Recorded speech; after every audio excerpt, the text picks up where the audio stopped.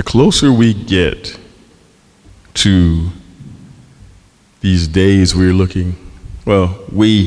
imagine we're looking forward to them. We know in the end it will be for our good, but the onset of the biblical end times is not going to be a picnic.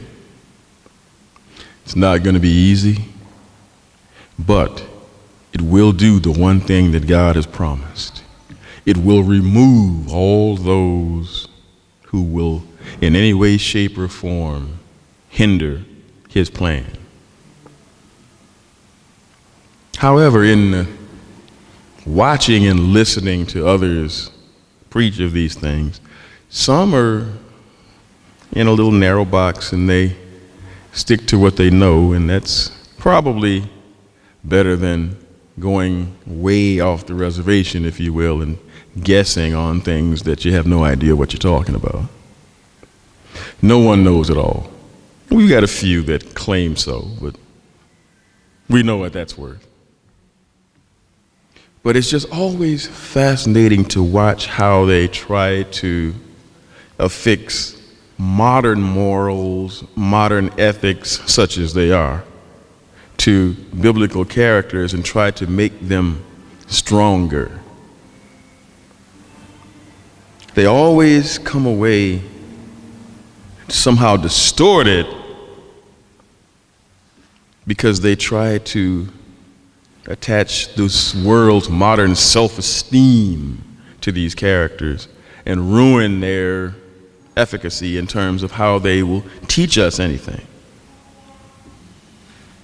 And you often wonder, why not just tell the stories as they are?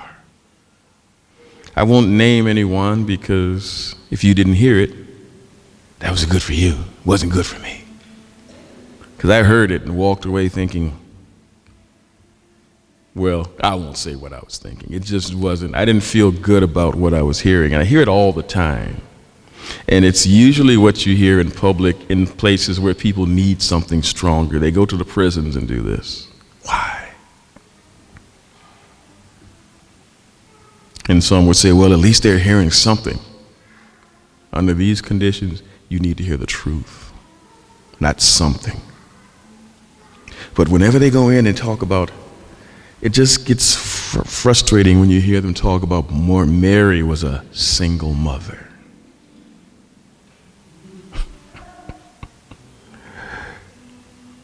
When they talk about Moses' single mother. And I'm thinking, what are they doing? Trying to get people to, these situations didn't come about. First of all, when you get into the truth of it and you realize what, I understand what they're trying to do. You're trying to lift people up after they've made mistakes. That's understandable. But that's not how mistakes are corrected. This is how mistakes are corrected. Besides, just because you make a mistake doesn't mean it's the end of your life. We all, as we've heard so many different ways, and sometimes it's almost as if it's championed, we all fall down in some way, shape, or form. But you have to get up. And you can't get up and do the same thing that put you down there in the first place. And that's where the world fails. And this is where the Bible shines. It's time to go back and deal with it honestly. The story has enough strength there to lift anyone up if they hear it, if they think about it. Let's get this one started, mothers, in Luke, the 2nd chapter, the 1st verse. We'll go all the way back to Jerusalem, back in 4 BC or so. Might not seem relevant to you, but you'll see its relevance as you go through the story, because as I've said so many times before, same physiology, same psychology. Luke, the 2nd chapter, the 1st verse, where it says, in those days a decree went out from Caesar Augustus that all the world should be registered.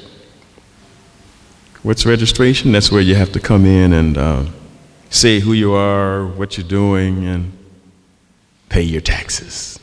That's the important thing, paying your taxes.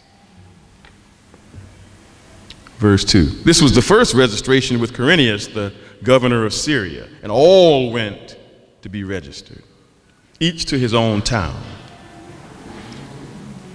which was a sly way of ripping people off, but that was how Caesar did it.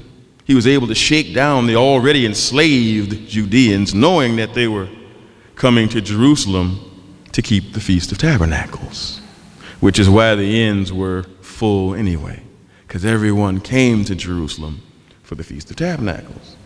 And surely, as Caesar knew, brought substance with them, brought food, brought liquor, brought money with them. Caesar chose to tax them at this time and increase his coffers by taxing their festival tithes according to Roman law. Verse 4. And Joseph also went up from Galilee, from the town of Nazareth into Judea, into the city of David, which is called Bethlehem, because he was of the house and lineage of David, to be registered with Mary, his betrothed, who was with child. Doesn't sound like a single mother to me, does it? Don't know where they get these things from. Verse 6. And while they were there, the time came for her to give birth. And she gave birth to her firstborn son. There's another little hint that we'll get to. And wrapped him in swaddling cloths and laid him in a manger, because there was no place for them in the inn. And no one ever wonders, why was there all the people in all the hotels? Why was there no room? Oh, they were poor, so they had nowhere. No. The inns were crowded because everyone came for the feast. If you all remember from other feasts you've gone to, where you've gone to hotels in the area, we went through it last week. You had to kind of rustle around to get a room because there were so many people in Pittsburgh for graduations that there were almost no hotel rooms left. So you see the reasons, but you have to put your kingdom thinking cap on to see this thing the way it should be. Verse 8. And in the same region there were shepherds out in the field, keeping watch over their flocks by night. Another little issue. If they were out keeping their flocks by night in December, they were also keeping a cold or possibly pneumonia or worse. So you've got to assume that this wasn't December. And if it was the Feast of Tabernacles, we know it was either late September or early October. But these little hints just kind of wash over people. If you can think that Mary's a single mother, I guess I can't expect you to pull the Feast of Tabernacles out of this. So let's not think that these people are stupid. It's just that a lot of these things are spiritually discerned, and the height in the Holy Spirit gives us an insight that it may not give others because they just don't heed it. So let's not look down on them. Just understand that they're misguided. Verse 9. And an angel of the Lord appeared to them, and the glory of the Lord shone around them, and they were filled with great fear. And the angel said to them, Fear not, for I bring you good news of great joy that will be for all people. Oh no, he was just for the Jews. Okay. Then what does this say? For all people. In another place he talked about the Jerusalem temple being a temple for all people. So it's always been out there. We just don't want to hear it. Maybe it's that leftover stench from that hooey that Martin Luther left. We don't know. 11. For unto you is born this day in the city of David a Savior, who is Messiah, our Master. And this will be a sign for you. You will find a baby wrapped in swaddling cloths and lying in a manger. And suddenly there was the angel a multitude of the heavenly host, praising God and saying, "Glory to God in the highest, and on earth peace among those with whom he is pleased." When the angels went away from them into heaven, the shepherds said to one another, "Let us go over to Bethlehem and see this thing that has happened, which the Master has made known to us." And they went with haste and found Mary and Joseph and the baby lying in a manger. And when they saw it, they made known the saying that had been told them concerning this child. And all who heard it wondered at what the shepherds told them. But Mary treasured up all these things in her heart. And the shepherds returned, glorifying and praising God for all they had heard and seen. And it had been told them. And at the end of 8 days, when he was circumcised, he was called Yeshua, the name given by the angel before he was conceived in the womb. And when the time came for their purification according to the law of Moses, they brought him up to Jerusalem to present him to the Father. There is so much proof here that Yeshua and family kept the Mosaic law, not according to Pharisaic tradition, but according to Hebrew knowledge. A slight but very important distinction that is somehow ignored in the modern world. And as Yeshua grew, more proof and information came forth. We so seldom read these verses. I don't know where we got into this practice that we can't talk about the birth of Christ during the year. We can't talk about different things. You can't talk about Passover unless it's during Passover. You can't talk about this, about that. And people fall into these little boxes that allow us to bring the world in and tell their version of it, and it becomes the majority version. This is what people believe. You'll even hear people that maybe don't go to church as much as they should. Maybe they decide, oh, I can praise God at home all by myself. And you say, well, after so many hours, you turn on a television and here comes the other version. And after a while, that starts to roll around in your head and you start to think, wow, that makes sense. But to whom?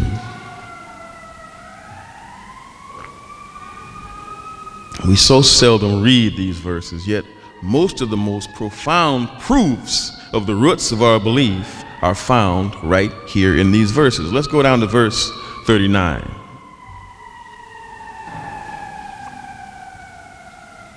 Verse 39. And when they had performed everything according to the law of the Lord, they returned into Galilee to their own town of Nazareth.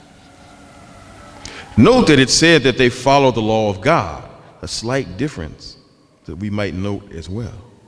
Also note that they came not from Galilee to Jerusalem, but from Bethlehem, where Mary gave birth. And her time for purification had now just expired, and now they still didn't go directly back to Galilee. Or if they did, they soon came back to Bethlehem, since here is where the wise men found them 2 years later. When a divine warning came to them and they went into Egypt, where they remained until Herod's death. And after this, they came into the land of Israel, into the parts of Galilee, and dwelt at Nazareth, for which reason it is here called their own city. Now it has become their home.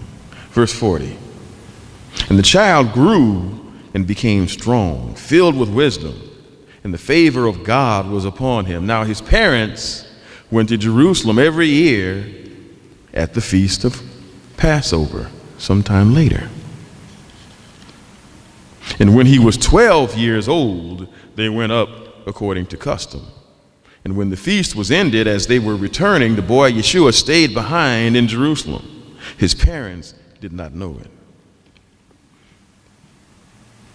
You're out traveling, a several-day journey. You're in a caravan. You've got horses, you've got cattle, you've got all of the things you need to take to this feast.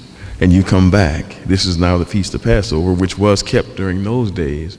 You stayed for the whole 7 days, just as we do for the feast. But on the way back, they looked around a few days out and realized, hey, where's Yeshua? Where is?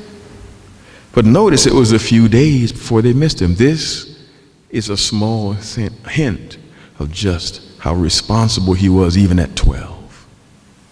Even at 12. Verse 43, and when the feast was ended, as they were returning, the boy Yeshua stayed behind the group, and as they went a day's journey. But then they began to search for him among their relatives and acquaintances. And when they didn't find him, they returned to Jerusalem searching for him. After 3 days, they found him in the temple, sitting among the teachers, listening to them and asking them questions. And all who heard him were amazed at his understanding and his answers at 12.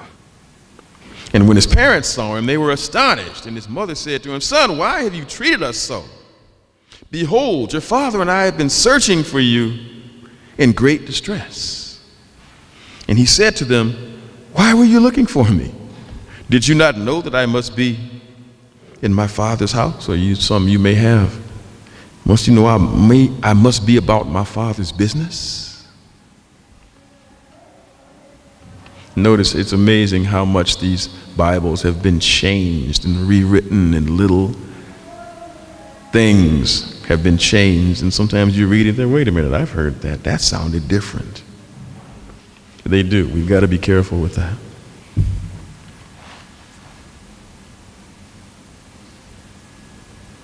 He says, why were you looking for me? Did you not know that I must be in my father's house? And they did not understand the saying that he spoke to them. And he went down with them and came to Nazareth and was submissive to them. And his mother treasured up all these things in her heart. And Yeshua increased in wisdom and in stature and in favor with God and with man. A testament to the strength of his mother. A testament to the family as a whole, but we all know who the anchor is in terms of children in any family. We've heard a lot. We've heard that the family of Joseph kept the holy days as a custom. So this was something that they did from the beginning.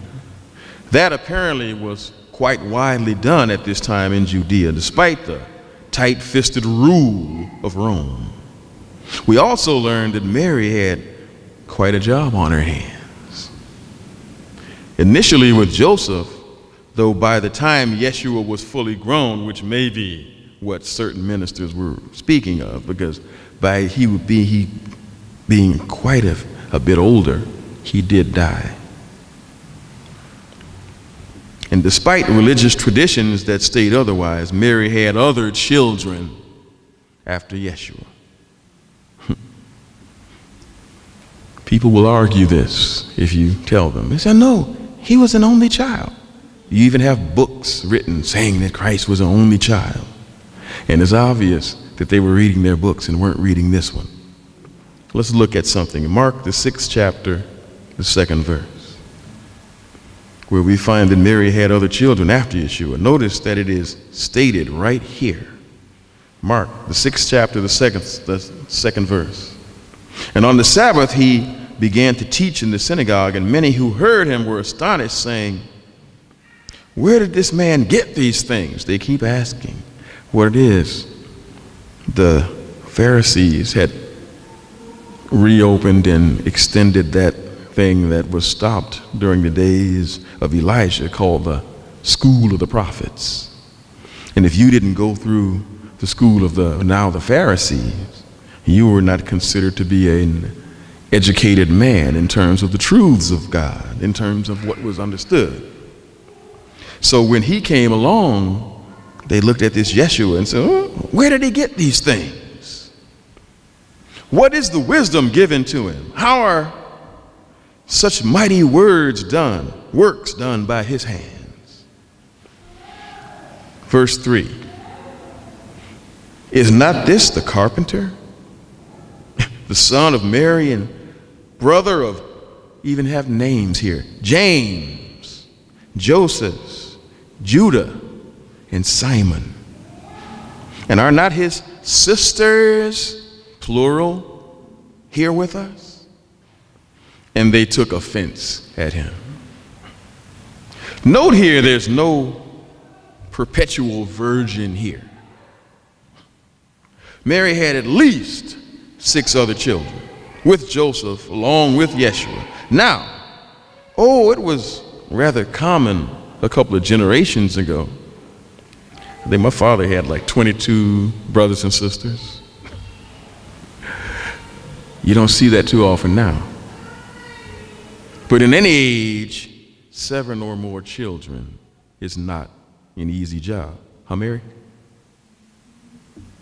Mary? Easy job? Didn't think so. Didn't think so. Especially when one of them is the Son of Almighty God. Had to be tough. It's tough now with just 1 or 2.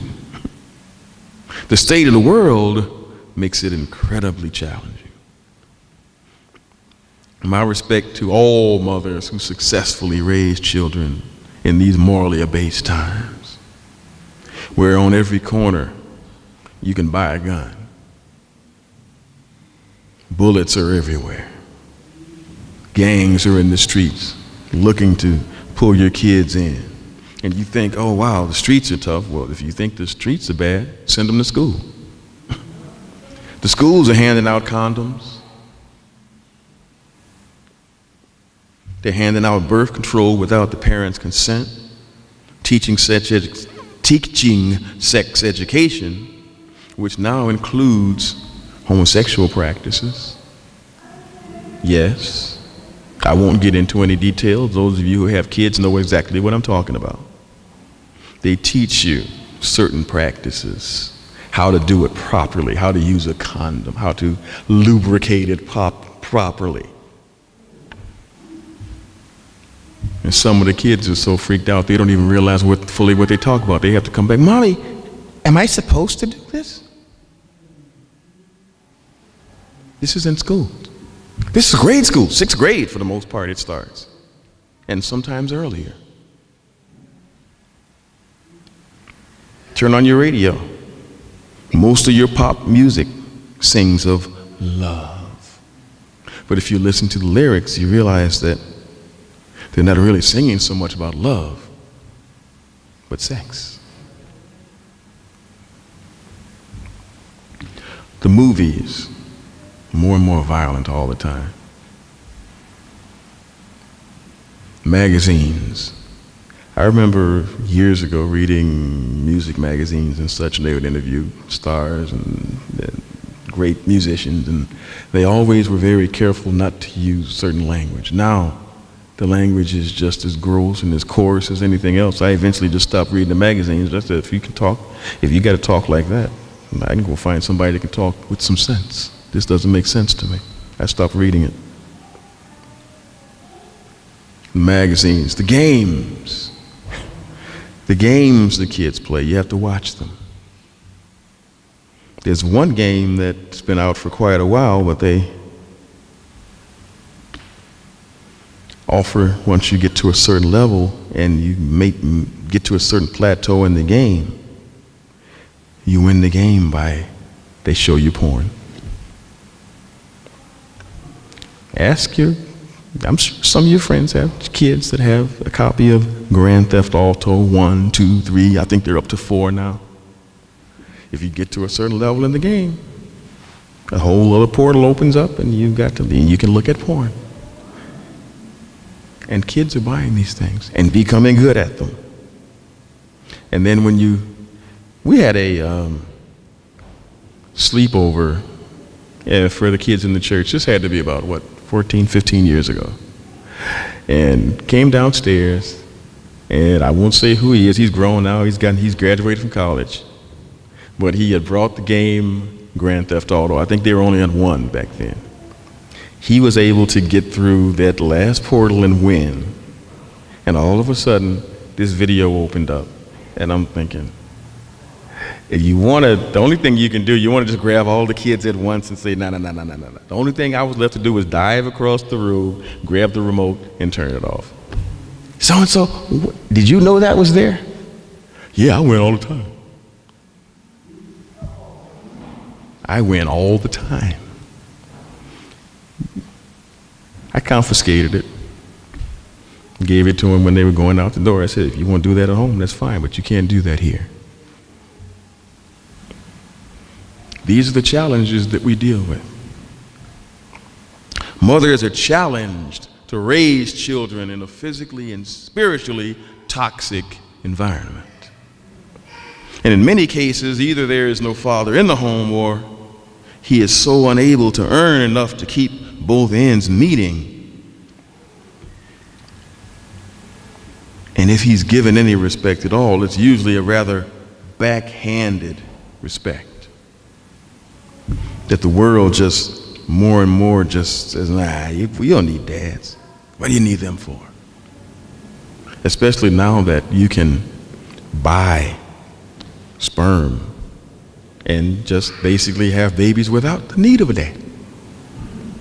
The whole thing is just falling apart here. And we just, oh, well, that's them. If that's what they want to do, well, there are certain sins that God will look down on a society and decide we're all gone.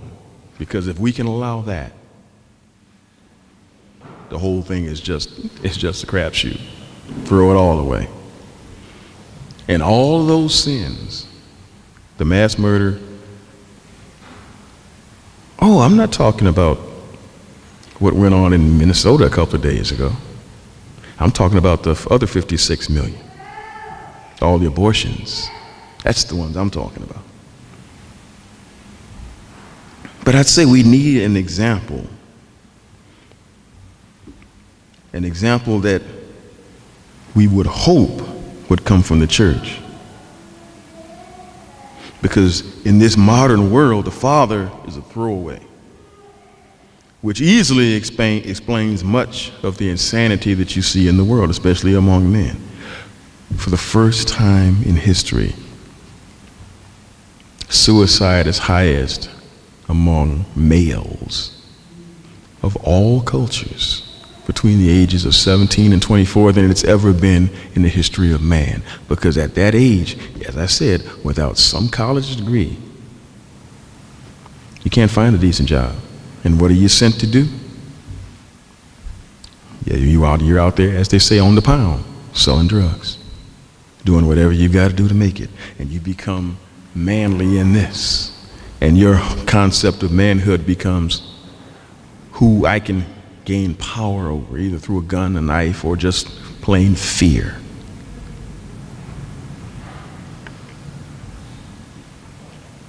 We were expected to teach people how to be men. But look around us. How many men are here? Now, in a larger church, the percentages are going to be the same. 9 to 15 women for every 2 men. That's not, don't bug out about what goes on here. We're just reflecting what's going on in the world. You go to most other churches, the ratio of women to men, it may not seem so egregious because there are so many people there, and if you don't really take a look around, you don't notice it. But once you do, you see it. And it's bothersome, very bothersome. But it's becoming very normal. The world doesn't care. And it's just as with all of the other places, if there are no men, who's there to defend? Who's there to defend? As I said, the father is a throwaway in the modern world. And it does explain a lot of the craziness, but in the church it's expected that we're to teach these things. But if there's no one here to teach, there's nothing we can do. But as we learn better, we should do better. But the funny thing is, if the balanced teaching of a biblically grounded mother and father are there, the child will find his way back if he strays, because that teaching will roll around in your head even while you're out there doing whatever it is that you're doing. As you get older, you might start to realize what could happen to you. Every bullet that whizzes by might have your name on it. You hear that a couple of times. There is no scarier sound. I only heard it once. Praise God. Of a bullet whizzing by your head. It's a unique sound. It's almost like smelling skunk for the first time if you never smelled it. You know exactly what it is. When you hear it's a little whistle, and you hear it for a hot second, and you realize very quickly what just happened. It can change your life. It can change how you think about things. But mothers have all this to deal with on a day-to-day basis. You live in constant fear every time you send the child out. Will they come back? Or if they do come back, will they come back intact? Not only physically, but sometimes psychologically as well. This is a strange world that we find ourselves in. Only the truth of God can give us that healthy sense of what is right and what is wrong. Yet we see it all around us. What happens when this isn't done? The mother is the one who has the most contact with the children from the beginning. Thus, she must be the centering influence of the child's life. Our title, in case we forgot, Biblical Mothers, our example. Biblical mothers, our example. Mary is in some circles given a rank that is not biblical, but believe me, this in no way diminishes the stature of the mother of Yeshua. Her place in history is assured, without all of the hoopla that the Catholic Church has put for her, where they've basically put her in front of her son, and where it is expected that you can't even come to him unless you pray to her. You have to say so many, Hail Marys before you. But we won't have to get into that because we don't do that. So it's no use in knocking that. It's not going to change anything. It's not going to convince anyone, oh, wow, we got to go to them. They got the truth. No. Some of these things are so set in stone that there's nothing you can do at this point but wait for God. He has a plan to clean this up, believe me. But her place in history is assured, and her future in the kingdom of God is as well. But there was one other mother that has also been kind of bandied about in the wrong way, but the story is fascinating. You find it in Exodus, the 2nd chapter, the 1st verse. Again, 2 and 1. There's something there. We'll figure it out. Exodus, the 2nd chapter, the 1st verse, where it says, Now, a man from the house of Levi went and took as his wife a Levite woman. The woman conceived and bore a son. And when she saw that he was a fine child, she hid him 3 months. Hold your finger here. In reading, I'm sure in the course of reading the Bible, we've all come across that 1st chapter of Exodus where we learned that Pharaoh initially decreed that all Egyptian midwives were to kill the male offspring of the Hebrew women. They refused by telling him that the Hebrews were women who were too quick for them. Go to Exodus, the 1st chapter, the 15th verse.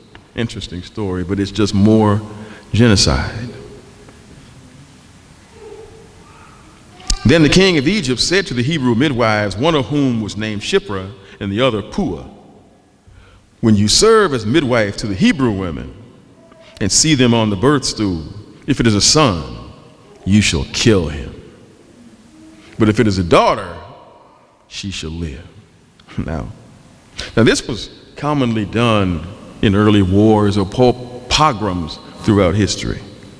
The men were slaughtered and the women raped.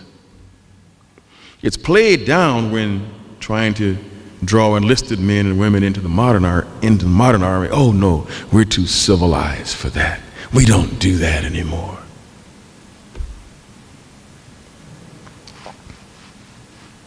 It's still taught. It's still taught. Believe me, it's still taught. Not much has changed in this modern military in this regard. But what the reason for doing this was this. It keeps enslaved or pressed down populations weakened by reducing the male population. Easier to manipulate everyone else. Because you see, pregnant women are a little threat to soldiers.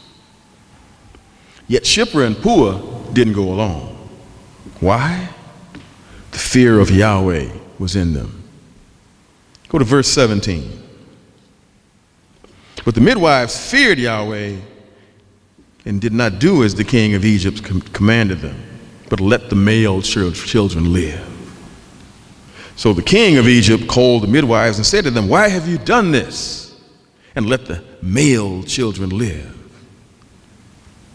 The midwives said to Pharaoh, "Because the Hebrew women are not like the Egyptian women, for they are vigorous and give birth before the midwife comes to them." So God dealt with the midwives, and the people multiplied and grew very strong. And because the midwives feared God, he gave them families. Then Pharaoh commanded all his people, "Every son that is born to the Hebrews you shall cast into the Nile. But you shall let every daughter live." But Moses' mother refused to kill him. Jochebed kept Moses hidden away in their home for 3 months before she decided that it was no longer safe and was best to send him away. Now imagine that. For 3 months, this woman kept a baby that would have caused her and her husband to be put to death had the child been detected by the Egyptian sentinels. Yet, her love for her son and trust in Yahweh were stronger than her fear of Pharaoh. This is the example Elohim wants for us all. He wants us all to allow our trust and love of them, these children, to be stronger than our fear in any situation. And you say, "Well, we're not in hard times now."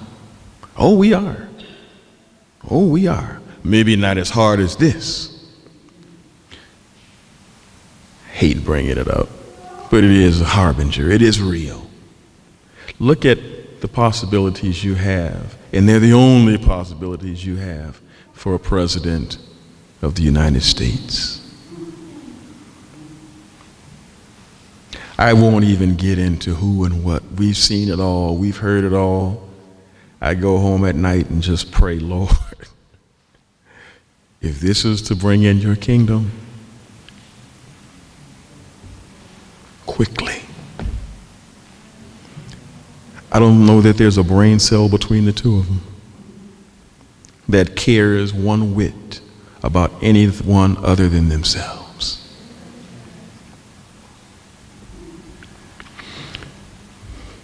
And I know that we don't like to talk politics here, but truth is truth. We're headed for a wall. And if anybody doesn't see it, please open your eyes. Now, getting you back on point, now is the time to work on faith. Now is the time to get rid of fear. Now is the time to work on this. Now is the time when things are relatively calm. Because you see, with the folks that are headed for that office and the plans that they have, don't think that this just happened. It didn't. How it was planned, what was planned, and what is planned for after. There's a lot of rumors out there. I don't deal with a rumor. I deal with what I can prove. I can't prove it, so I won't say it from here. This is a no-nonsense zone. I don't speak nonsense from here. I don't speak theory from here. I don't guess from here. If I got something to say, I'm going to say it clearly. And I'm not going to say, I think maybe, or I predict. No, I'm not a prophet. Don't claim to be. We've reached a point where anybody, Stevie Wonder, can see that something is about to happen.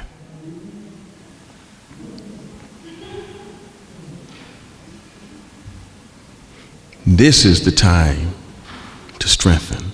This is the time to get stronger. This is the time to throw fear away and then gather courage. Let's go back to Exodus, the 2nd chapter, 3rd verse. When she could hide him no longer, she took for him a basket made of bulrushes and daubed it with bitumen and pitch, which is a black substance almost like clay or something that'll hold it together so it's watertight and no water gets in there. She put the child in it and placed it among the reeds by the riverbank. And his sister stood at a distance to know what would happen to him. This is Miriam. Now the daughter of Pharaoh came down to bathe at the river while her young women walked beside the river. And she saw the basket among the reeds and sent her servant woman, and she took it. When she opened it, she saw the child, and behold, the baby was crying. She took pity on him and said, "This is one of the Hebrews' children." Many have wondered over the years how Pharaoh's daughter knew that Moses was a Hebrew child, but one can theorize that he may have been swaddled in a blanket woven in the Hebrew design. Or it could have been the fact that he was circumcised. This was something that only the Hebrews did at this time. However she figured it out, she did know. But you wonder, with a standing agreement there that all the Hebrew children were to be killed, why did she keep it for herself? Is it possible that she was maybe not in agreement with her father's mendacity in terms of the genocide of the Hebrew males? But notice what happened here. This is the planning of Yahweh and the shrewdness of Yahweh and that which he passed on to Jochebed and Miriam. Verse 7. Then his sister said to Pharaoh's daughter, "Shall I go and call you a nurse? A nurse from the Hebrew women to nurse the child for you?" And Pharaoh's daughter said to her, "Go." So the girl went and called the child's mother. And Pharaoh's daughter said to her, "Take this child away and nurse him for me." I love the rich, because sometimes they see what they want so clearly that they can't see the truth. She looked at the baby, then looked at the mother and saw apparently no resemblance at all. Fascinating. "Take this child and nurse him for me, and I will give you wages." Not only is she going to take care of her own child, she's going to get paid for it. God is absolutely amazing. Amazing. So the woman took the child and nursed him. When the child grew older, she brought him to Pharaoh's daughter, and he became her son. She named him Moses because she said, "I drew him out of the water." And it's fascinating that this story was only told once. I think it was a cartoon. What was that? The Prince of Egypt, I think was the name of it. It's the only story I've seen in any writing or anything else where they dealt with the interplay as teenagers, as young men, between Moses and Ramses II, or Pharaoh, if you will. This is a story that should have been, you would have thought that everyone would have caught it and played with it and done things, because these stories made the whole story of Moses going back before Pharaoh so poignant and so real. But that's not their story today. Today is Jochebed. That was a huge chance she took. First of all, holding the child for 3 months before finally sending him off. And then God took him at that point straight to Pharaoh's daughter and allowed her to be paid to raise him. That just blows my mind every time I think about it. But you see, this is the character that we will require when God's work will be done again in the future. Some of us may be going through something now that requires us to cast off our fears and fall before God in faith. You see, Yahweh knew that in order for Moses to wind up with the level of education and social positioning necessary to free the Hebrews, the man had to come from a family that would allow him to be educated. He had to come from good stock. He had to be positioned where he would be safe from the self-genocide that Pharaoh never stopped. The order was standing and forever that any Hebrew male was to be drowned in the Nile. This still went on after Moses. It didn't stop. But if you notice, there were always males around. So you can't catch everybody. But again, it required a great deal of courage. It required a woman of courage, a woman of character and shrewdness, and Jochebed fit the bill perfectly. And he knew that any son who came from her would have to be strong as well in order to do what was to come. Freeing the Hebrews from the enslavement of the Egyptian pharaohs, but the focus right now is not on Moses, but on the selfless act of Jochebed. Yet, this is what a mother will do for her son. Things like this happen all the time. Everybody probably doesn't remember this last year in Baltimore, when the young man went out and he had on his little black mask and thought he was going to go out and throw some rocks at the police, and the mother came out and gave him that beat down on camera. You may remember it. And they were, oh, she's a hero, she's this and that. And then once the progressives found out about it, all of a sudden, well, she should be put in jail. She beat him. But the fact of the matter is, when they asked her why, she said, that's my only son. At the end of the day, I don't want him to wind up like Freddie Gray, who was the one that had got shot at that time. Maybe there's been so many we don't remember, but it was. Toya Graham said, but to stand up there and vandalize police officers, that's not justice. You see, a good mother will protect her children and will do whatever is within her power to keep them safe. I remember my grandmother telling me of how my mother fought for me with the doctors when I was born still and was not breathing.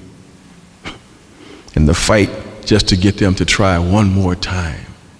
And the anger that brought that last breath, that first breath. I won't even say what the nurse said. The little dead. Fill it in. That you're probably right. And with that punch, that breath came.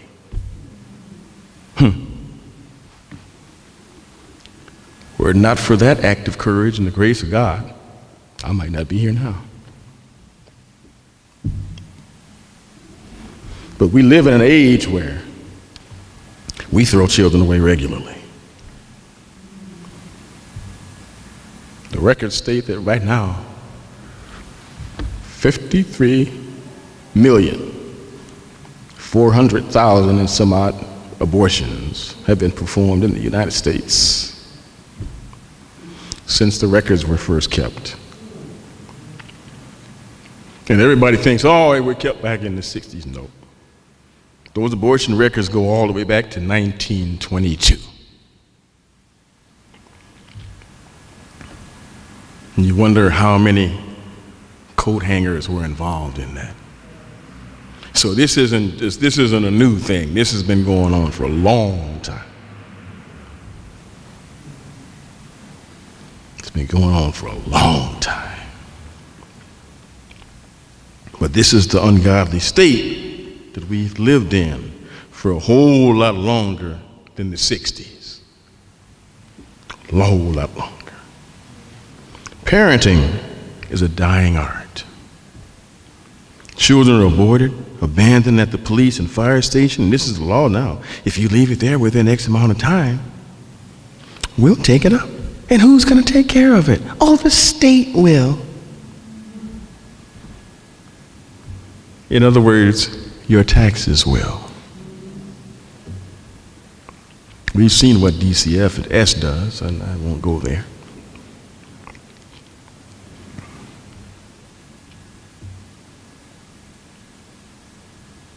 All this because some people were so selfish, it was just an inconvenient time. I had finals. I couldn't have a baby.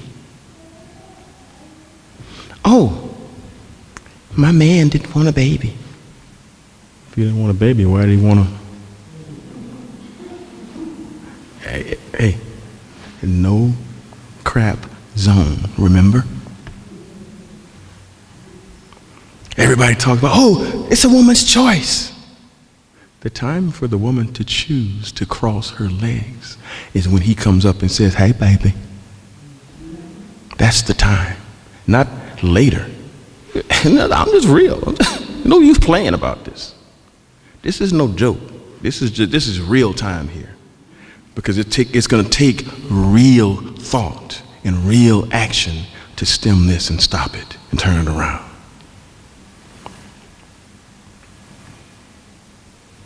As I said, parenting is a dying art, and children are dying every day because of it, through abortion and all the other nonsense that goes on. We live in a world that is pretty much as it was predicted in a book that everybody says has no reality in it. This one, where you'll find in 2 Timothy, the 3rd chapter, the 1st verse. Wow, how did they know that? Like I said, and as God said before, same physiology, same psychology. Know this also. 2 Timothy, the 3rd chapter, the 1st verse. Know this also, that in the last days, grievous times will be at hand. For men will be self-lovers, money lovers, boasters, proud, blasphemers, disobedient to parents, unthankful, unholy, without natural affection, unyielding, false accusers, without self-control, savage, despisers of good. It's bad enough that you not be good yourself, but when somebody comes along and decides to do the right thing, he's a snitch. Oh, he's a goody-goody. Oh, you better stay away from him. He's a goody-goody. Yeah, you don't want to be around them. Traitors, reckless, puffed up, lovers of pleasure rather than lovers of God, having a form of godliness, but denying the power of it. Even turn away from these. For these are those who creep into houses and lead captive silly women loaded with sins, led away with different kinds of lust, ever learning and never able to come to the full knowledge of the truth. But as Jannes and Jambres withstood Moses, so these also resist the truth, men of corrupt mind, reprobate concerning the faith. But they shall proceed no further, for their foolishness shall be plain to all, as theirs also became. And it's plain now how idiotic some of the things are that go on. But everybody is so beat down. Since when do you decide, oh, today I think I'll wear a dress today. Tomorrow I'll wear pants. I'll have short hair today. I'll have long hair tomorrow. I'll go in the men's room today. Tomorrow I'll go in the women's room. And no one better not say anything about it or they'll be arrested. 30 years ago, if you walked up to someone and suggested that that was possible, you might have to duck. Are you crazy? Now, if you don't go along with it, are you crazy? Whole different life. And it hasn't gotten bad yet. Don't say it too loud on the street. You can get arrested for saying certain things. You see, truth is resisted. This world is falling apart. And it's going to take strong families of believers to bring it back. And frankly, unless we see a move of God, I fear we're not going to see it. But I say to you mothers today,